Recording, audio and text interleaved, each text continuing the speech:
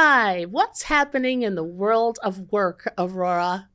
My name is Carolyn Chavino, and I am your career coach. Today, I have a special guest, actually, an important guest to me because he's a very close friend. His name is Dr. Michael Schulz. Welcome, Michael. Hey, Carolyn, I'm so excited to be here with you today. I'm excited for you Uh, to be this here. is, we've been talking about this for a while, and Yes. yeah, so it's a pleasure to be here and an honor to be here with you today. So thank you. Well, thank you. Uh, Michael has done so much in the world of counseling and teaching and, oh my goodness, coaching, which is so needed today in the world of work. And so I am going to let Mike go ahead and tell you all about what he has done, what he has written, and how he implements all of the programs that he has initiated just to make us well. Because remember, this is May and this is Health Awareness Month. So this concludes my program on health awareness and taking care of us. So, Michael, tell us about you. oh, what about me? I feel very fortunate to have learned at a very young age, what Yeah. my calling was in life. I was studying business. I was in school for studying accounting, and Wow. ended up.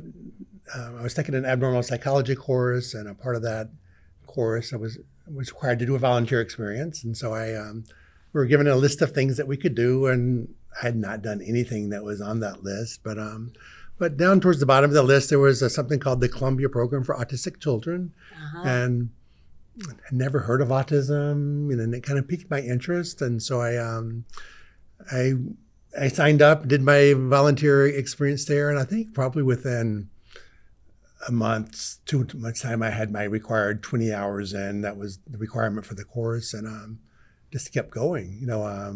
It just kind of sparked something in my soul, and It sure did. by the end of that semester, you know, I came to a realization I didn't want to be an accountant.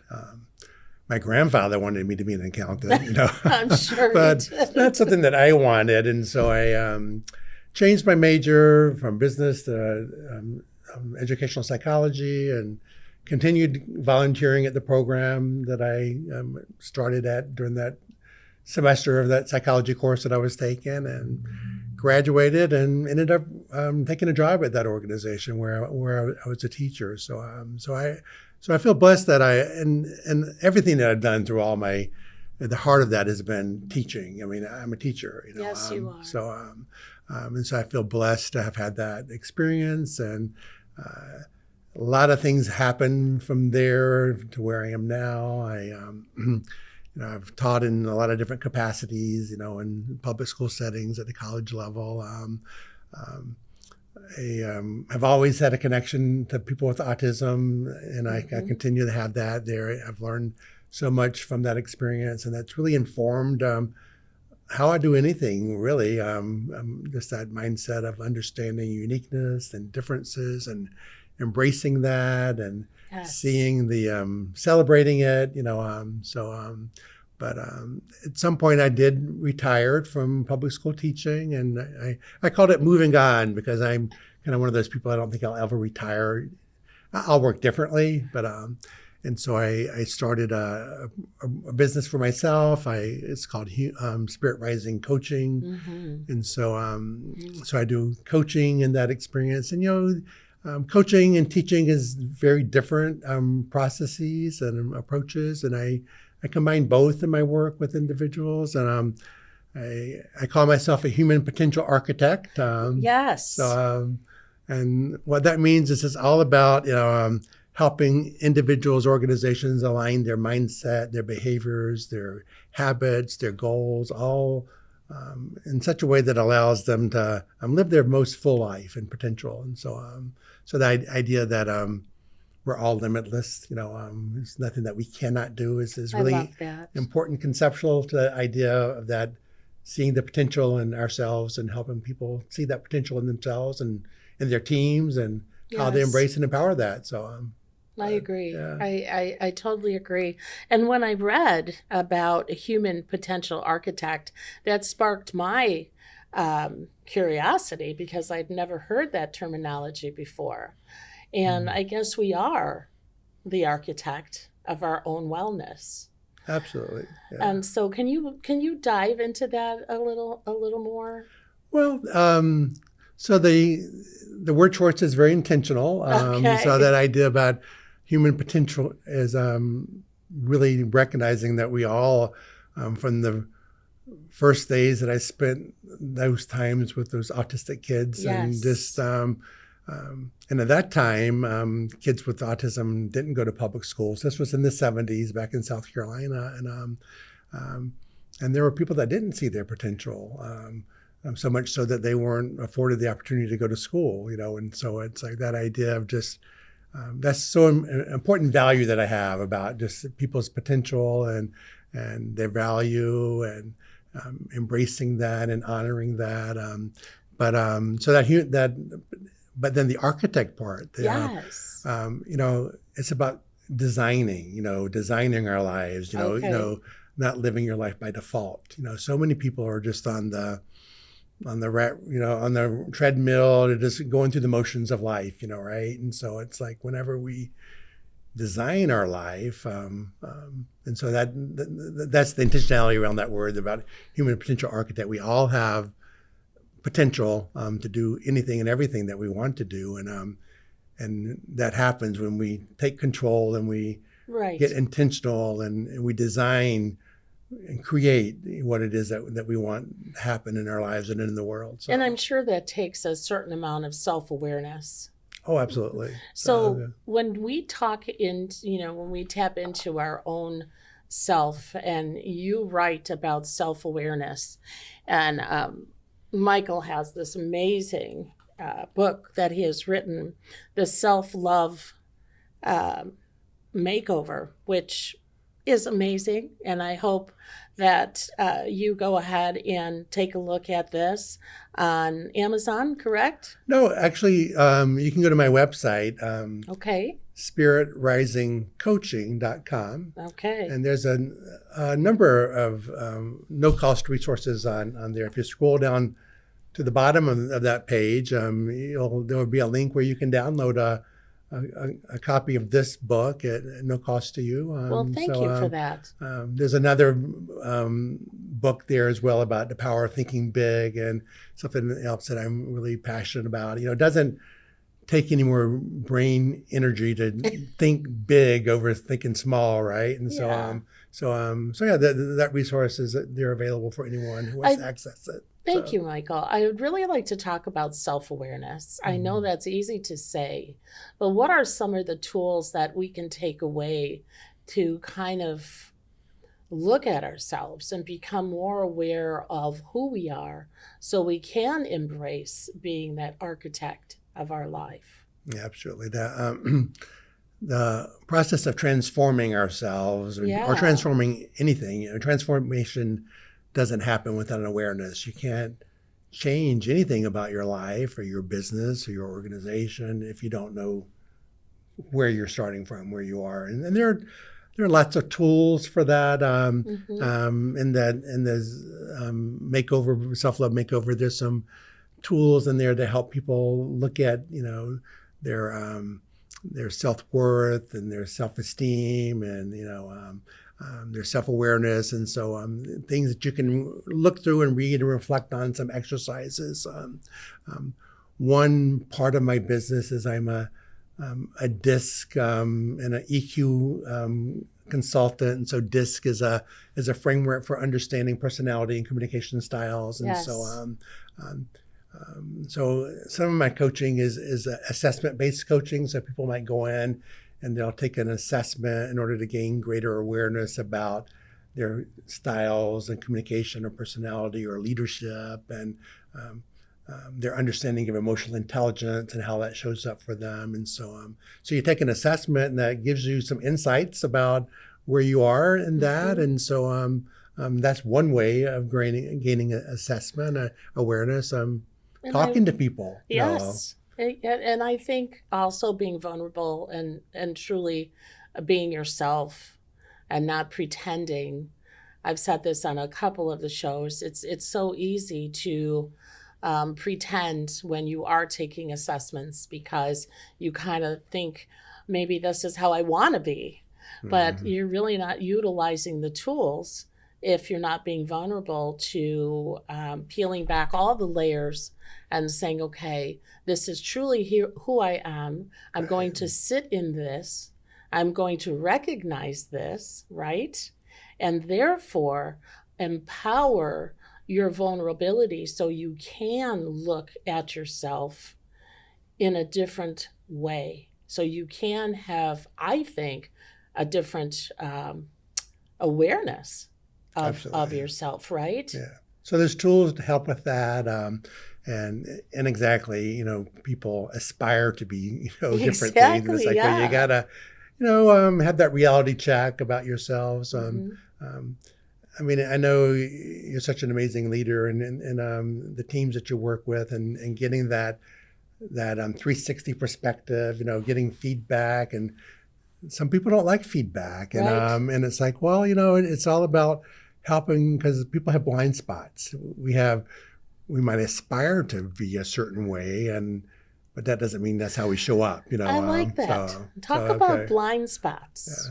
yeah, yeah. Well, people they have an aspirational quality, to be a Yes. good leader and a good communicator, but their behaviors don't always line up with that aspiration, and so getting feedback from a lot of times people think of the feedback as in a relationship where the supervisor is giving the employee feedback. Well, Right. the employees needs to be a two-way street, I right? agree.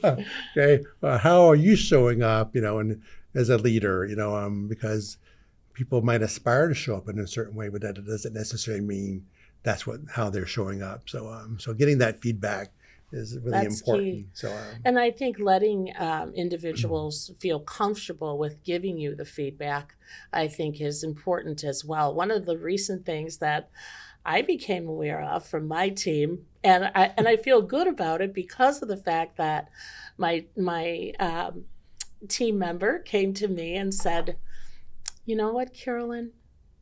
It's not what you say. I can accept that, but it's how you say it that kind of can come across as offensive."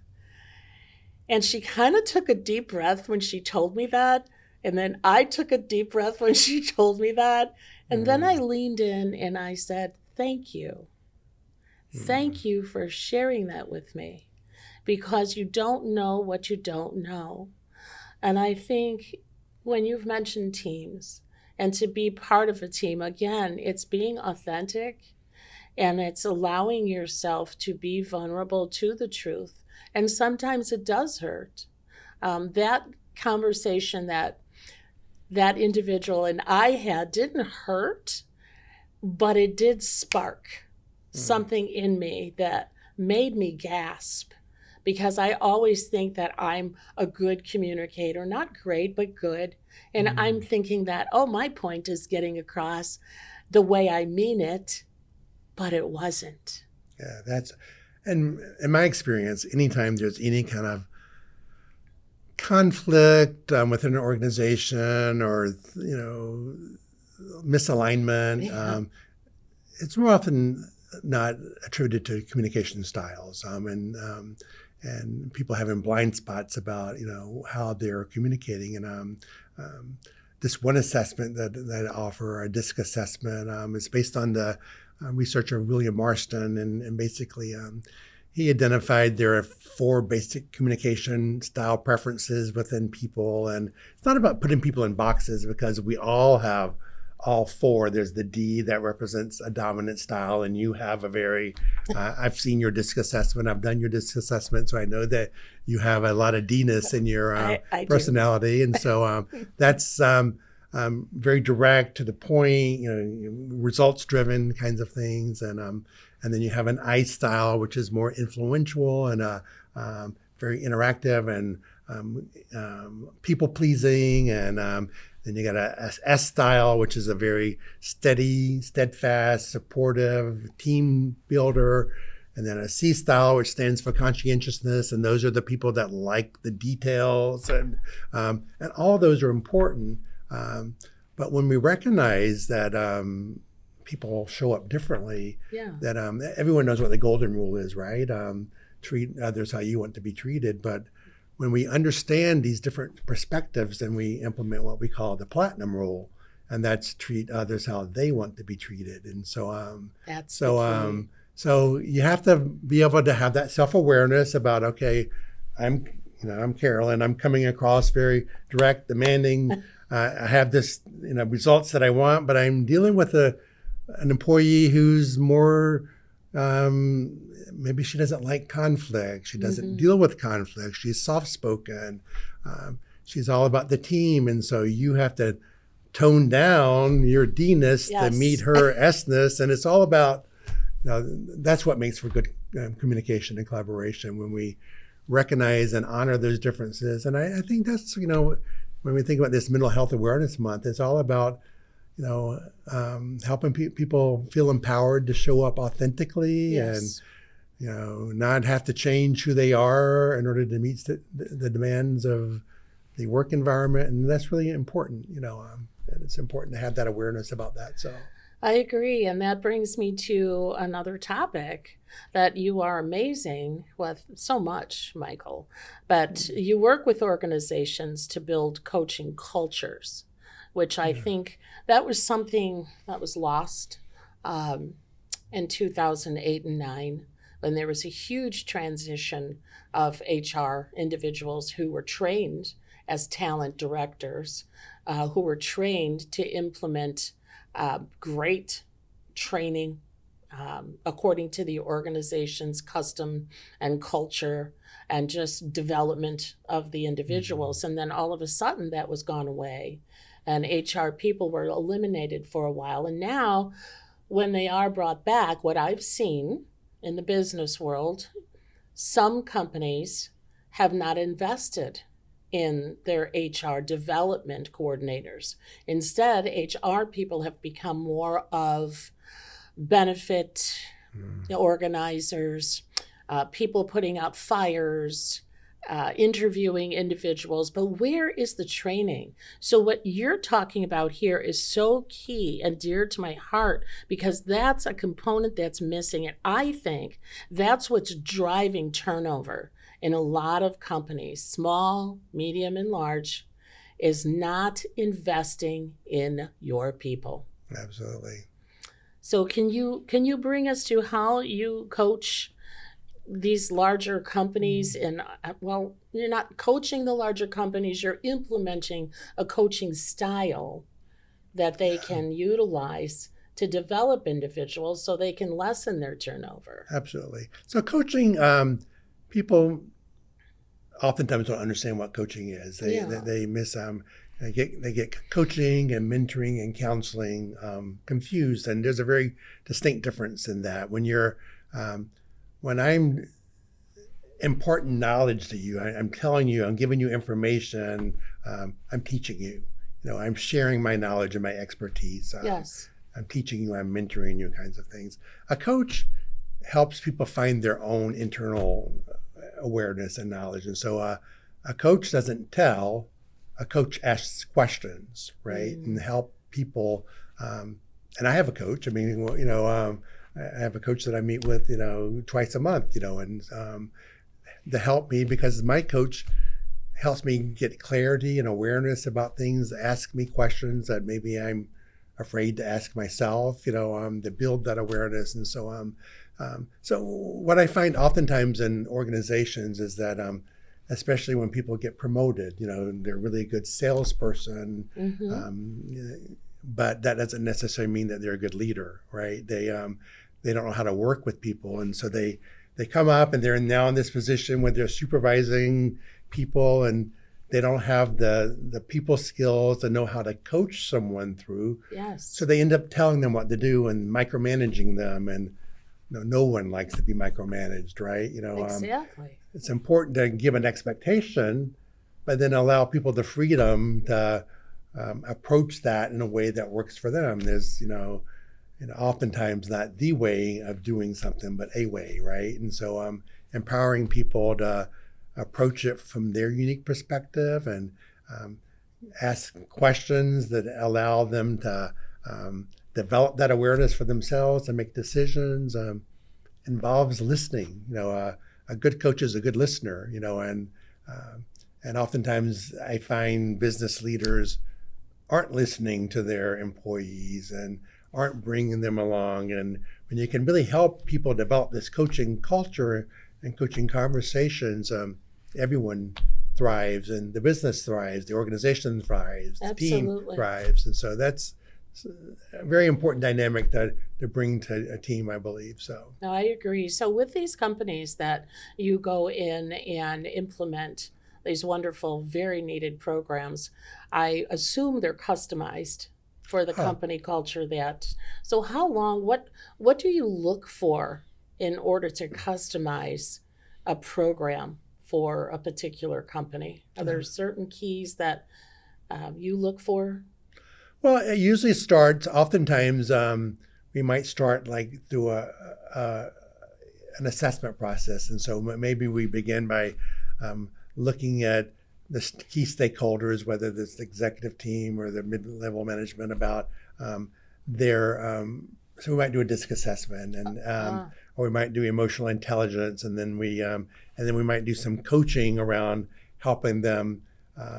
Gain awareness about where they are and where they're headed with that, and then that might lead to broader discussions within the organization, and then people think about how they're supervising and supporting their employees and helping them to grow, and hopefully they are, because if you want your business to grow, you want your organization to grow, you need to grow your employees. Absolutely. And so it's very tailored.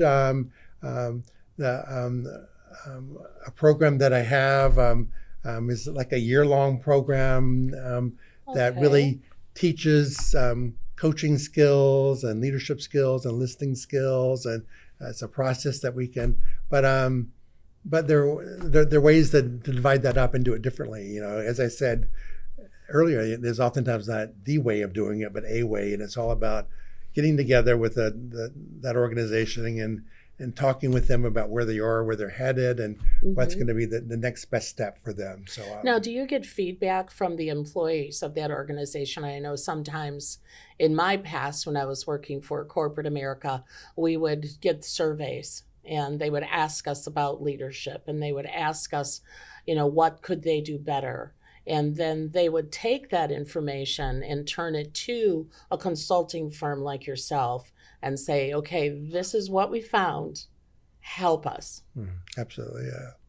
So those assessments, that whether they're internally done or sometimes they may want someone external to come in and do that process. And we oftentimes will do like 360 type assessments where you as the leader, we're asking your employees, that the people that report to you, your contemporaries, maybe to get that 360 feedback about who you are, how you're showing up. Yes. Because as we said earlier, people oftentimes aspire to show up in a certain way, and they might think they're showing up in a certain way, but they have a blind spot to actually how they're truly showing up with. And sometimes those 360 type assessments help informs that culture, that company culture, and that's all very unique to that organization. Yes. And it's all about defining that and building that awareness, and then from there deciding, well, what's the next best step for that team and that organization. So. And I think that builds trust as well, because I remember the first time that I was given a survey, I thought, now they're going to know that it's coming from me, even though, it says that you don't need to leave your name and all of these things. And I think, it's human nature to be suspect, and it's human nature to just think they need to know where this is coming from. And then, so how do you dismiss the suspicion? Well, part of that is who it comes from. Sometimes, like if it's they're bringing me in or someone like me in, and the questions might be coming from me, not from the not the supervisor. And so, Okay. or oftentimes I don't always have this luxury of this experience, but I love just to be able to come and be in that environment, be a fly on the wall, kinds of Yes. things that, sometimes the culture of that organization's, everyone has these big plaques up on the wall about what their values are, but Yes. sometimes those values aren't really showing up. And when you can have conversations where people don't feel threatened, and I, as an external person, is coming in and just trying to get a perspective of what's happening, Hmm. can be disarming for some people. Some people, given their style, if they're a really styled person, they might really be cautious and about that. Of course. So it's all about just meeting people where they are and taking them along. Good So point. And also where they've come from, I mhm, think, creates where they are. A lot of that, if they've come from a culture of, being browbeaten, if you will, and not being developed and valued, I think that's where the suspicion comes in, absolutely. Yeah. and rightly so. But also, Michael, the mind garden. The Yeah. mind garden is my Yeah. because I was able to be in the mind garden when Michael first put it together at his beautiful home.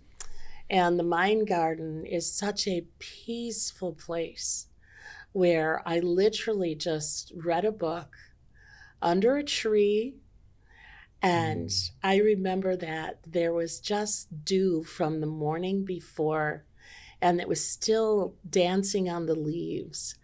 And just to be able to walk quietly in this mind garden and just take the time to look at nature, not just generally look at it, but to watch a bee pollinating a flower or to look at the dew just dancing on a leaf.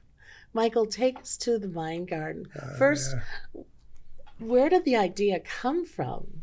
Okay. Well, so I live in, as you know, I live in North Aurora. We have um, 2 acres. We live in an unincorporated area of the village, and so a very, very large yard. Yes, And I'll say.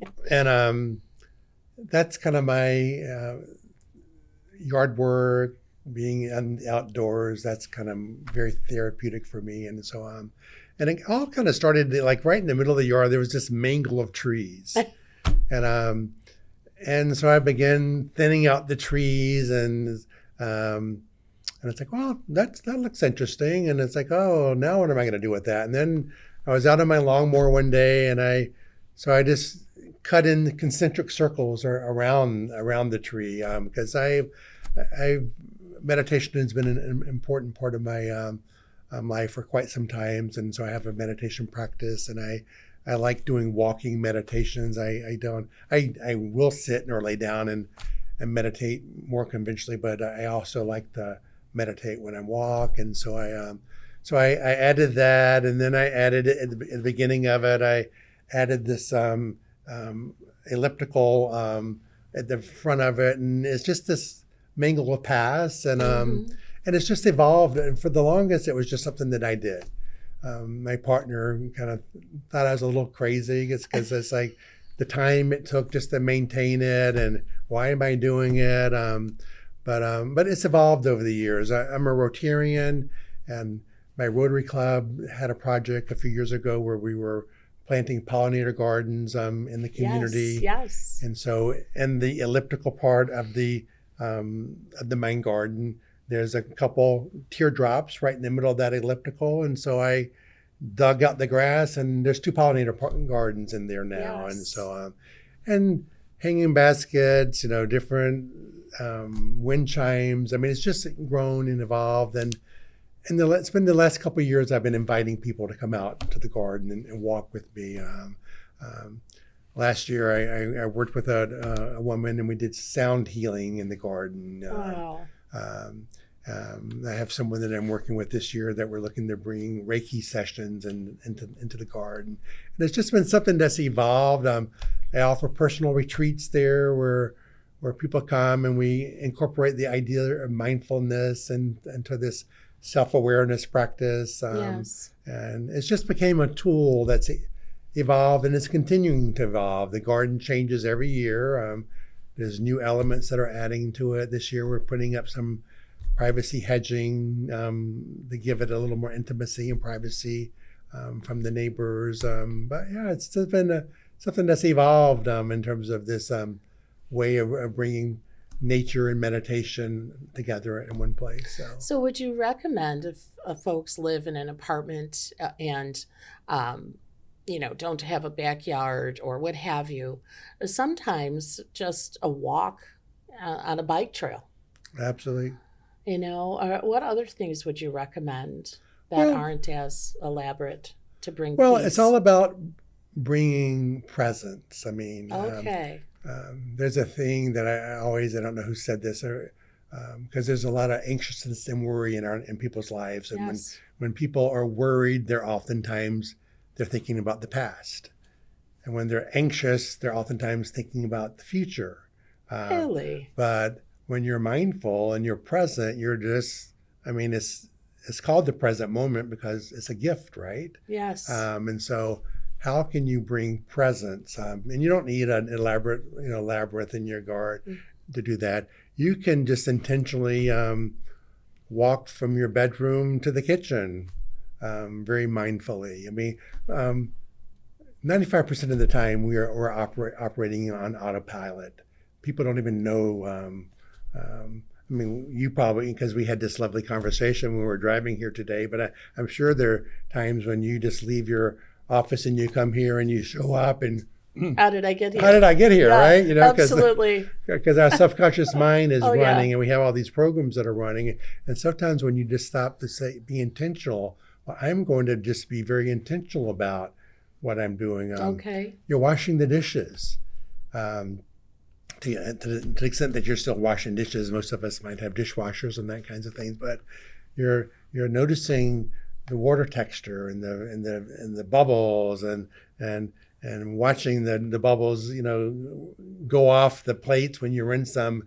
A couple of weeks ago, you did that meditation with your guests about watching the leaf follow from a tree, right? Yes. And you are go anchoring into the your water. Yes. So the beautiful thing about our minds is that our minds and our brains can't differentiate between what's real and what's imagined. If I was to sit here and to eat a lemon,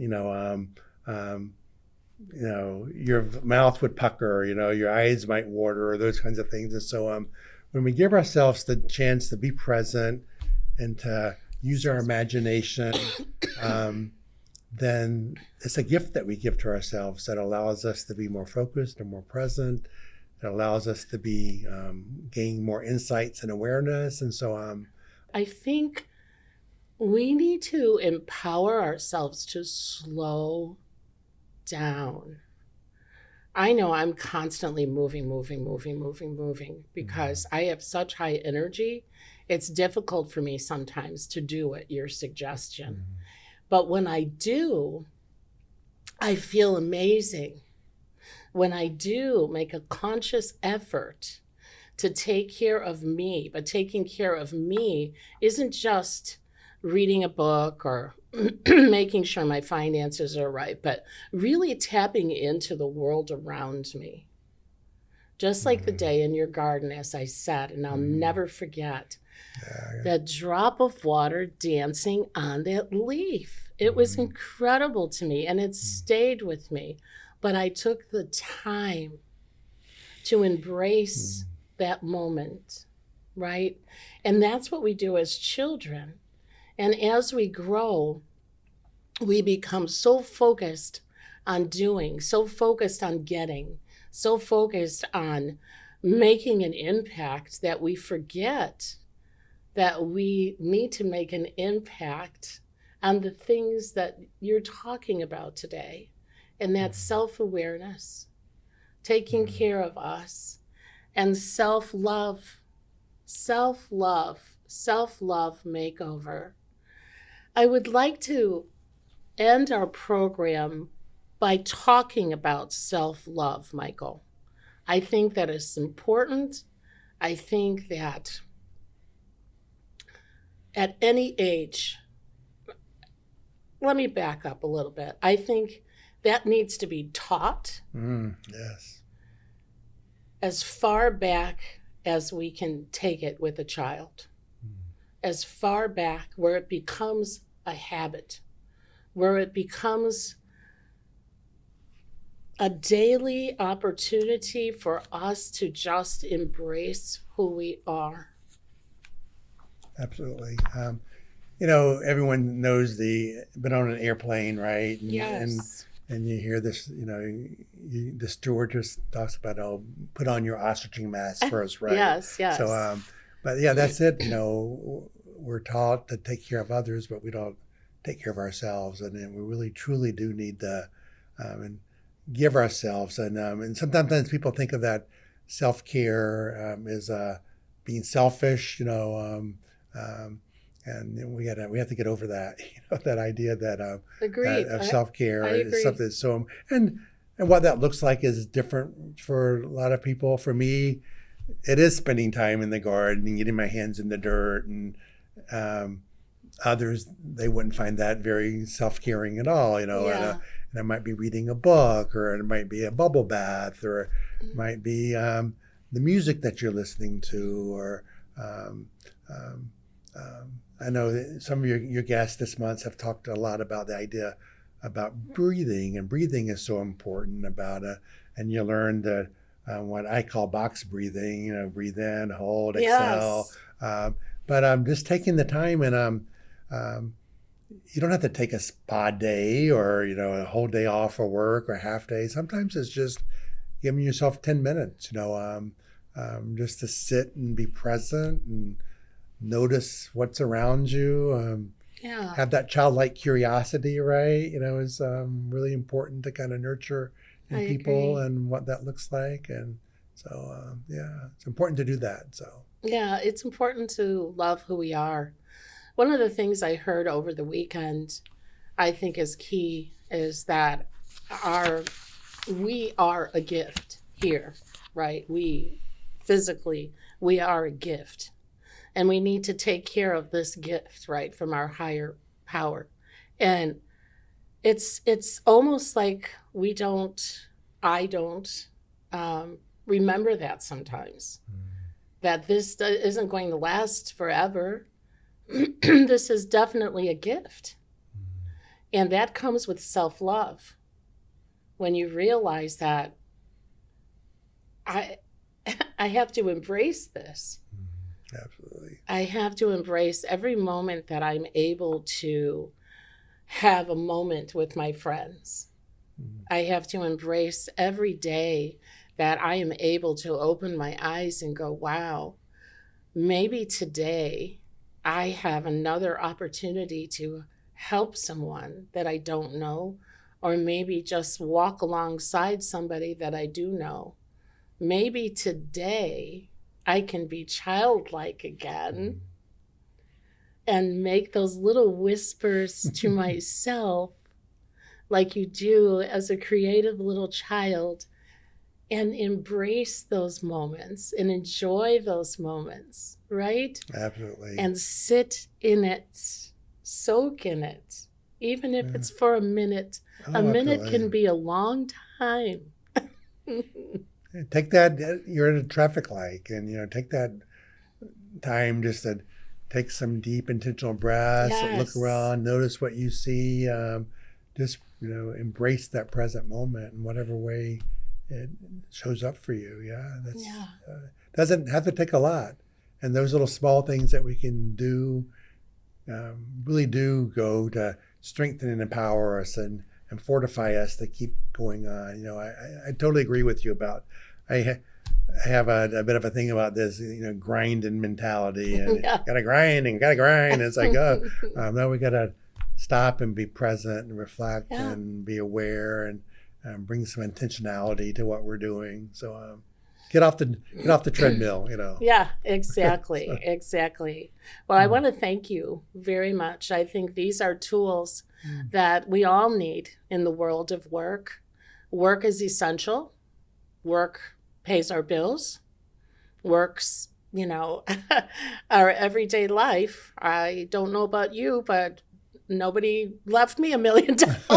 So work is essential, but I love work. I love what I do. So it's not like I'm getting out of my car in the morning going, oh my dear. And we talked about that too on a couple of other shows, Michael, where it's important to do what you love. Oh, absolutely. And it's important to do your best, be your best self in your work environment because you're spending so much time there. But these are some of the tools over the last few weeks with my guests that you can implement to truly help in a situation that perhaps you're working in that you're not happy with and you're thinking of possibly moving on once you get more development or growth or an opportunity. So embrace you while you're there.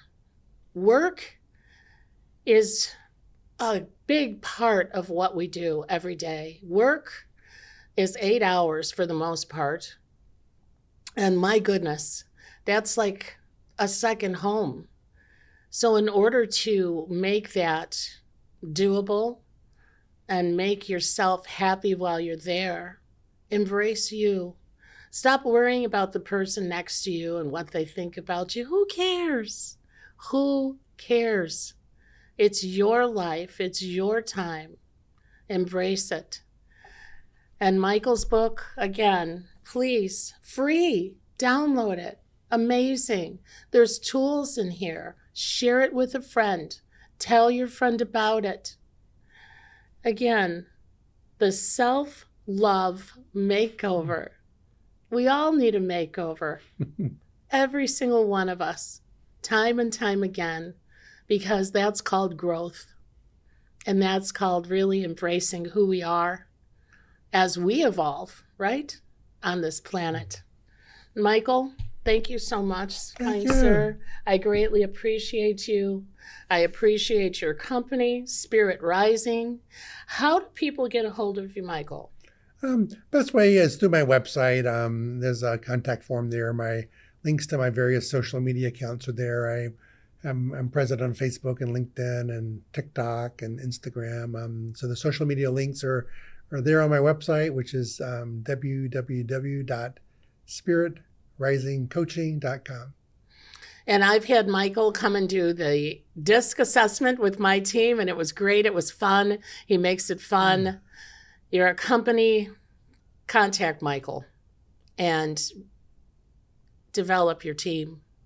There's nothing better, and there's no better way to try to eliminate the turnover game that's happening out there. When people know they're loved, they may walk on, but at least you're empowering them with tools, and that's our job. Anyway, until next time, thank you, Michael Schultz. I greatly appreciate your friendship, and I greatly appreciate all of the tools that you've provided me personally with. Thank you, Carolyn. Until next time.